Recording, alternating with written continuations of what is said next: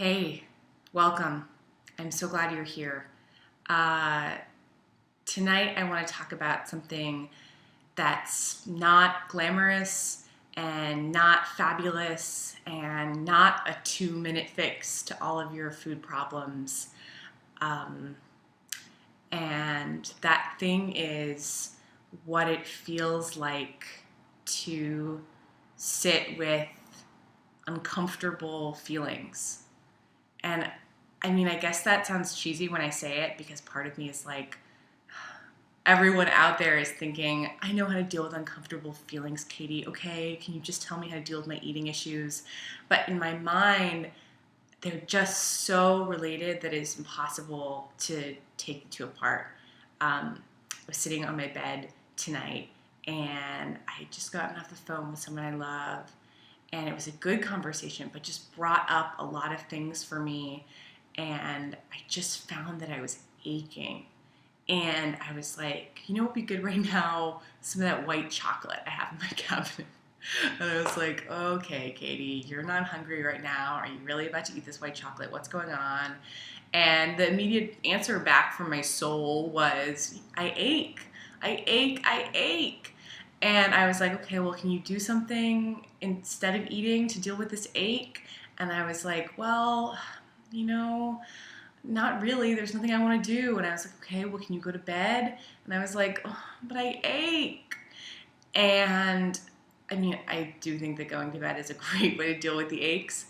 But I just wanted to bring that up because if you're somebody who is interested in what I call luscious and intuitive eating, inevitably you're going to come across a lot of moments that do not feel at all luscious, that just feel achy and icky and uncomfortable. And, you know, for me, these late night moments where lots of things come up are achy, but I think the most common thing I know from talking to people who struggle with their food and their eating issues is sometimes it's not achiness, sometimes it's frustration, and sitting with that frustration is very hard, or like anger or even boredom. I would argue that in boredom, other things are coming up. Um, but the experience of really being present for very intense emotions and not eating, quite frankly, um, it's really tough.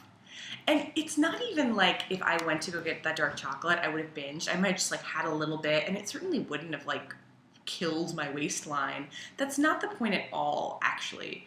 Um, I think the point is having a practice of eating only when I'm hungry and doing the best I can at that is something that affirms me, that says that my needs are real and I will listen to them and I will honor them when they come up, and when they don't come up, I'll honor myself in other ways. So it's a practice. And so sitting with those emotions when those emotions come up is a way of being truthful in that moment and in honoring them in the most truthful way. Because if you eat when you're achy, you're not solving the problem, you're just making it worse because you're layering the food stuff on top of that. Um, so, I mean, I wish I could offer you 3 steps for making it through the achy times, and like there are some good things you could do, like call someone who loves you, do something else that makes you feel good, especially a hot bath helps, journal, go to bed. Um, Also, sometimes you just need to sit and be achy and not eat until the next right thing comes up. Um, so that's just what I wanted to flag for you. So at least when you're in those moments and you're achy and it seems like there's nothing to be done except being achy, you can know that I'm home doing the exact same thing, and it don't feel good all the time, but that's the price we pay for being authentic in our eating, and working towards that in our lives. So anyway, I'm so glad you watched this video. I'm so glad you're here. If this appeals to you, I hope you'll go to katieseaver.com, check out everything else I have, and check and leave comments below this video if you're at my site. And I hope you have a great day.